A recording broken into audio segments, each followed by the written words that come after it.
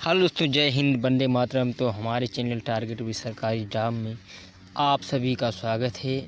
अगर हमारे चैनल पे आप नए हो तो हमारे चैनल को सब्सक्राइब करें तथा बेल आइटम दबाना ना भूलें, जिससे हमारा वीडियो आप लोगों तक सबसे पहले पहुंच सके। तो आज का हमारा सेशन है पर्यावरण का पार्ट 4, जो आपके लिए बहुत महत्वपूर्ण होगा। तो प्रश्न नंबर 1 कि जूट का रेशा जूट के पौधे के किस भाग से प्राप्त होता है? तो बिल्कुल सही है, ये तने से प्राप्त होता है।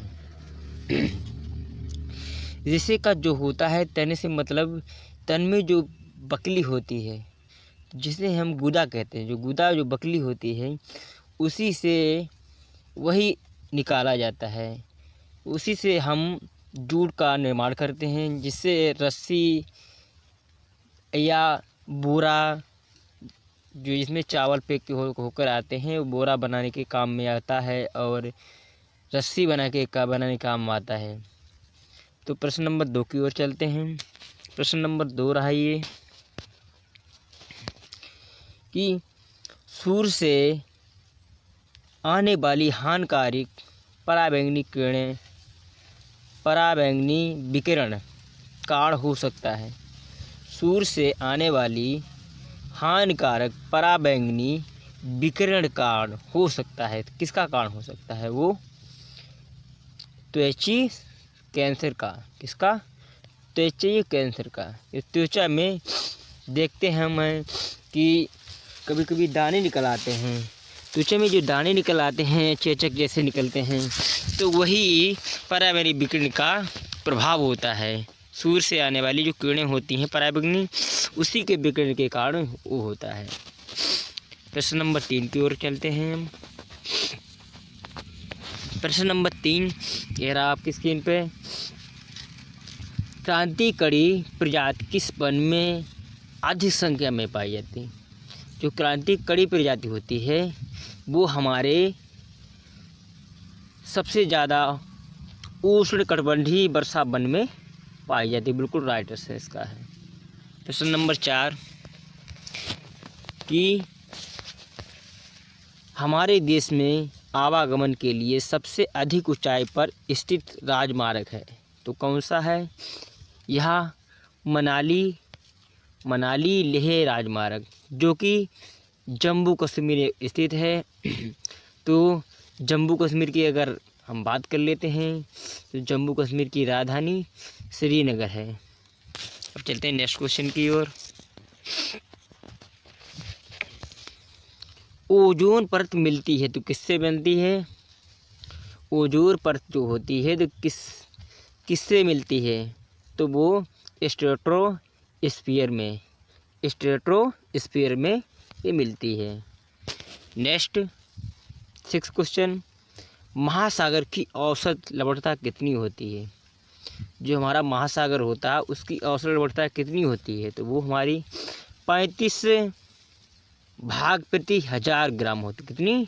35 भाग प्रति 1000 ग्राम होती है। नेक्स्ट क्वेश्चन की ओर चलते हैं। प्रश्न नंबर 7 जो कि आपकी स्क्रीन पर ये रहा है कि भारत का पहला समुद्री जैव विविधता के लिए राष्ट्रीय केंद्र NCMB कहाँ स्थित है? कहाँ स्थित है वो? तो ये आपका जामनगर में स्थित है। भारत का जो पहला समुद्री जैव विविधता के लिए राष्ट्रीय केंद्र जो NCMB बनाया गया है, वो कहाँ बनाया गया? जामनगर में। पर्यावरण ह्रास होता है। पर्यावरण ह्रास क्या होता है? तो वह हमारे प्राकृतिक प्रकोप से, प्राकृतिक आपदा एवं पर्यावरण आघात से पर्यावरण ह्रास होता है। किससे? प्राकृतिक प्रकोप से और प्राकृतिक आपदा के एवं पर्यावरण आघात से। अब नेक्स्ट क्वेश्चन की ओर हम चलते हैं। भारत में प्रथम बायोगैस संयंत्र कहाँ स्थापित हुई है? जो भारत में प्रथम बायोगैस संयंत्र कहाँ स्थापित की गई है, तो वो दिल्ली में की गई है। दिल्ली, अब दिल्ली की बात कर लें तो दिल्ली की राजधानी दिल्ली है। जो कि अगर एक बात और क्वेश्चन पूछा जाता है कि भारत की राजधानी कहाँ है, तो वो दिल्ली में है। अब दिल्ली की बात कर लें तो दिल्ली के सीएम अरविंद केजरीवाल और डिप्टी सीएम मनोज सिसोदिया। अब चलते हैं नेक्स्ट क्वेश्चन की ओर। नेक्स्ट क्वेश्चन हमारा ये रहा है आपकी स्क्रीन पर। प्रश्न नंबर 10, दुनिया के बारे में अपनी समझ का सृजन करते हैं। दुनिया के बारे में अपनी समझ का सृजन करते हैं, तो इस कथन का श्रेय किसको था? तो किसको था? तो हमारे ये जीन जो पियाजे थे, जीन पियाजे मनोविज्ञान शास्त्र के में जो मनोवैज्ञानिक शास्त्री थे जीन पियाजे, तो इन्होंने ये श्रेय दिया था। नेक्स्ट, पर्वतारोही दो तरह वाली प्लास्टिक शीट से अपना टेंट बनाते हैं, ताकि उससे क्या प्रभाव पड़ता है? तो उससे उन्हें ठंड ना लगे। क्या? जिससे उन्हें ठंड ना लग सके। नेक्स्ट क्वेश्चन की ओर चलते हैं 11-12 की ओर। पर्वतीय क्षेत्रों में निर्वनीकरण के कारण कौन सी घटनाएं नियमित होती हैं? तो कौन सी घटनाएं नियमित होती हैं? तो हमारा ये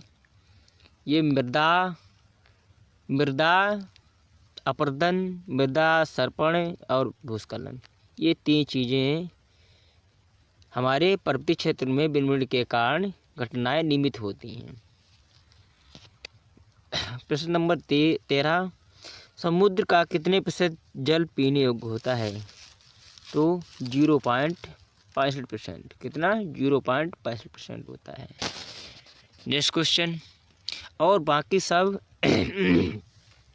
बाकी सारा पानी खारा होता है, जो पीने योग्य नहीं होता है। नेक्स्ट क्वेश्चन की ओर चलते हैं।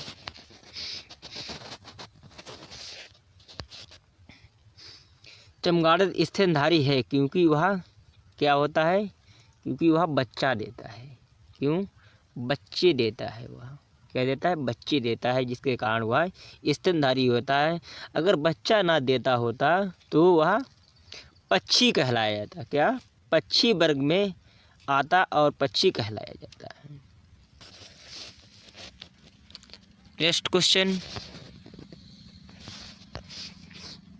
निम्नलिखित में से कौन सा राष्ट्रीय उद्यान उत्तर प्रदेश में है?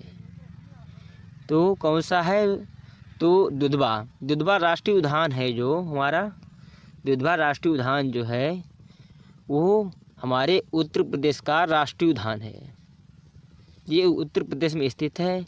यही अभी यूपीटीईटी 2021 में जो पेपर कैंसिल हुआ था, उसमें ये पूछा गया था कि उत्तर प्रदेश का राष्ट्रीय उद्यान कौन सा है। उत्तर प्रदेश में सबसे बड़ा उद्यान कौन सा है, या उत्तर प्रदेश का राष्ट्रीय उद्यान कौन सा है? तो वह पूछा गया दुधवा। जो दुधवा राष्ट्रीय उद्यान होता है वो उत्तर प्रदेश का राष्ट्रीय उद्यान है। नेक्स्ट क्वेश्चन,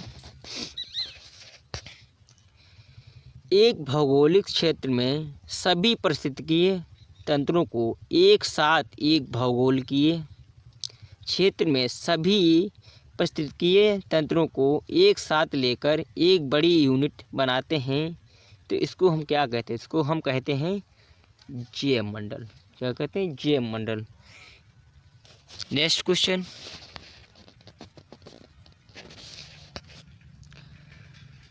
कौन सा प्रथम साहित्य स्रोत है? कौन सा प्रथम साहित्य स्रोत है? तो ऋग्वेद है। क्या है? ऋग्वेद है हमारा। ये एक वेद होता है। वेद कितने होते हैं? 4 होते हैं। ऋग्वेद, सामवेद, यजुर्वेद तथा अथर्ववेद। इसे कहा जाता है कि कौन सा सबसे प्राचीन वेद होता है, तो ये ऋग्वेद होता है, ये भी ध्यान रखना। नेक्स्ट क्वेश्चन की ओर चलते हैं।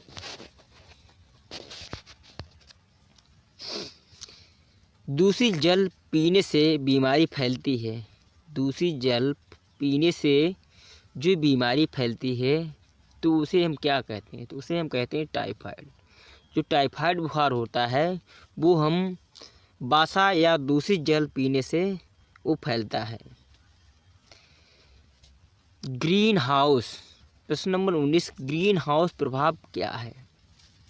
जो ग्रीन हाउस गैस होते हैं उसका प्रभाव क्या होता है, तो वह गैसों के वायुमंडल में जमा होने से पृथ्वी के वातावरण का गर्म होना। क्या होता है, गैसों के वायुमंडल से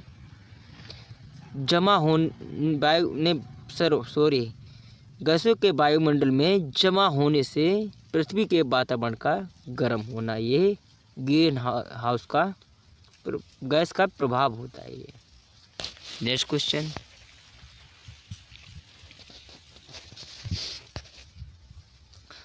पंखुड़ियों के अंदर फूल के बीच में कुछ पतली पाउडर जैसी रचनाएं दिखाई देती हैं, जिन्हें हम क्या कहते हैं। जो पौधे के अंदर पंखुड़ियों के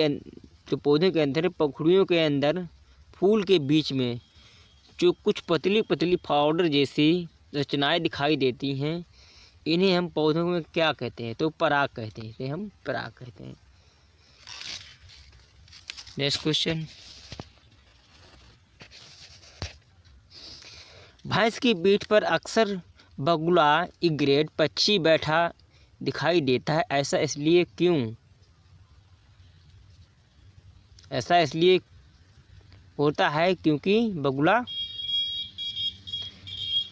क्या होता है, भैंस की पीठ पर परजीवी कीट रखता है। क्योंकि क्या होता है, पूछा गया क्वेश्चन, भैंस की पीठ पर अक्सर बगुला इग्रेट पंछी बैठा दिखाई देता है, ऐसा इसलिए होता है क्योंकि बगुला, तो उत्तर इसका हुआ है आंसर, भैंस की पीठ पर बैठकर परजीवी कीट रखता है। नेक्स्ट, भूरा कोयले के नाम से पुकारा जाता है, किसे? लिग्नाइट को। किसे? लिग्नाइट को भूरा कोयले के नाम से पुकारा जाता है। यह सबसे उच्च यह कोयला 4 प्रकार का होता है, लिग्नाइट, ग्रेनाइट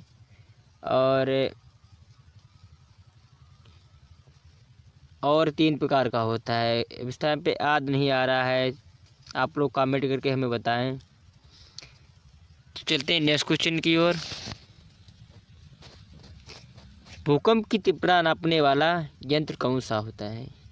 जब तेज भूकंप आता है, तीव्रता के साथ में आता है, तो हम किस यंत्र से उसको नाप सकते हैं? तो वह हम सिस्मोग्राम यंत्र होता है। जो सिस्मोग्राम यंत्र होता है उसे यह भूकंप की तीव्रता नापने का यंत्र होता है। इससे हम भूकंप की तीव्रता को नाप सकते हैं।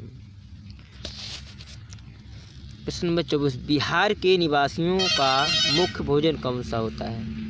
जो बिहार का निवासियों का जो मुख्य भोजन होता है वो चावल ज़्यादा खाते हैं, और चावल ज़्यादातर पश्चिम बंगाल में खाया जाता है।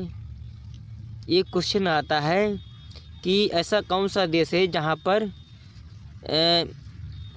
मछली और चावल सबसे प्रसिद्ध भोजन कहलाया जाता है? तो वह हमारा पश्चिम बंगाल है। नेक्स्ट क्वेश्चन हमारा ये रहा प्रश्न नंबर आखिरी 25, निम्न में से कौन सा एक प्रकृति तंत्र के संबंध में सही नहीं है? कौन सा सही नहीं है? तो जो हमारा यह एक बंद तंत्र होता है। क्या होता है? एक बंद तंत्र होता है, ये सही नहीं है।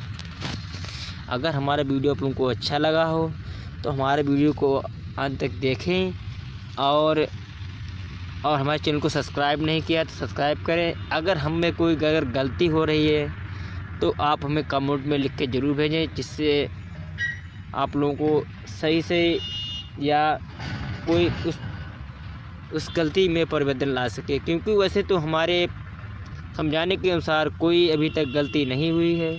अगर गलती भी हो जाए तो कमेंट करके ज़रूर लिखें। Thank you. जय हिंद, वंदे मातरम।